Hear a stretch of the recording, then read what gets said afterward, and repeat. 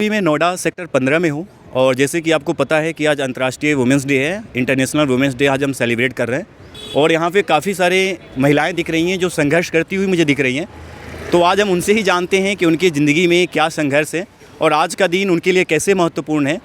तो थोड़ा सा अब उनसे हम परिचय करवाते हैं और फिर हम जानते हैं कि अंतर्राष्ट्रीय वुमेंस डे में का महत्व क्या है उनके लाइफ में। तो पहले मैं आपको जो मिलाता हूँ वो ये हमारी एक साथी हमारे साथ सत्या जी हैं, उनसे मिलाता हूँ। हाय सत्या जी।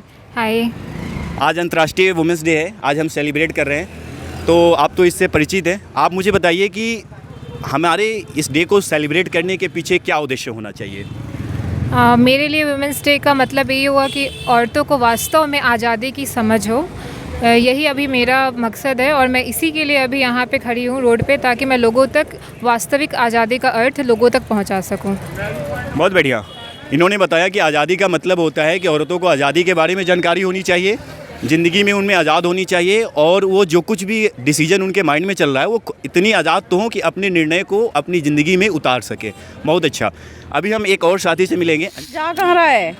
क्या उससे आप सही काम कर पा रहे हो या आपको सही काम पता भी है?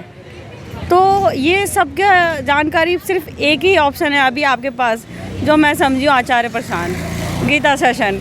इसके अलावा कोई दूसरा ऑप्शन नहीं है, मैं यही कहूँगी। बिल्कुल सही बात कर रही हैं, बिल्कुल सही कहा है आपने। आज के समय में नारी सशक्तिकरण सिर्फ एक नाम आचार्य प्रशांत, यूथ के लिए मोटिवेशन एक नाम आचार्य प्रशांत, क्लाइमेट चेंज एक नाम आचार्य प्रशांत। सत्या जी, आप कुछ ऐड करना चाह रही हैं? अगर हम एंड कर रहे हैं तो एक लास्ट में कोट बोलना चाहूँगी, वो भी आचार्य प्रशांत द्वारा दिया गया है। सुरक्षा नहीं मकान में, लड़की रहो उड़ान में। तो उसी का प्रयास हम सब कर रहे हैं और जितनी भी स्त्रियां हमारी बातें सुन रही हैं, हमारा आपसे रिक्वेस्ट रहेगा कि एक बार आप खुद बुक को पढ़ें, आप खुद से इसका रिव्यू लें, आप खुद पढ़ के जानिए कि क्या है इसमें बात, फिर आप अपना डिसीज़न खुद लीजिए। तो अब ऐसा नहीं है कि आप हमारी बातों से बस प्रभावित हो, आप खुद एक बार बुक के करीब आइए। आपको ज़्यादा से अगर बुक में आपको पढ़ने में प्रॉब्लम हो रही है तो आप यूट्यूब पे जाइए, आप सीधे लिखिए स्त्री बाय आचार्य प्रशांत, आपको सारी कंटेंट वहाँ पे उपलब्ध होंगे।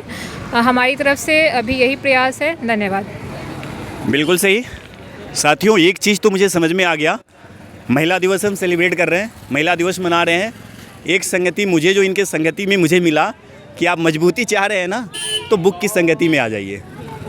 जो सच्ची संगति है वो आपको किताबें देने वाली है, आचार्य प्रशांत से मिलने वाली है। तो उम्मीद करता हूँ कि आज आप महिला दिवस मना रही हैं तो आज जिन बुक्स का इन लोगों ने आपको सजेस्ट किया है वो बुक्स आप लेंगी।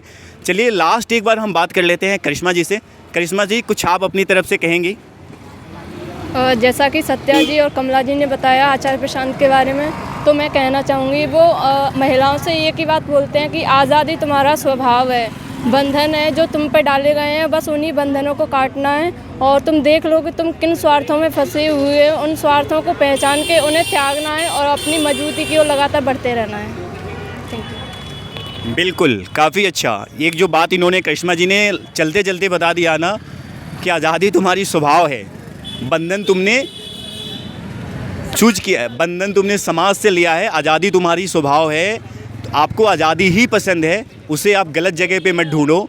घर से बाहर भी निकल गई हो, घर से के अंदर भी हो, तो आज़ाद रहने की कोशिश करो। मैं एक लाइन ऐड करना चाहूँगा यहाँ पे, अगर आप घर से बाहर निकल गई हो तो सबसे पहले एक चीज़ को आप दूर करो कि आप जेंडर को आप अपने पीछे रखो, आप महिला हो या पुरुष हो, ये बात की विषय है। उससे पहले आ जाती है कि आप एक चेतना हो।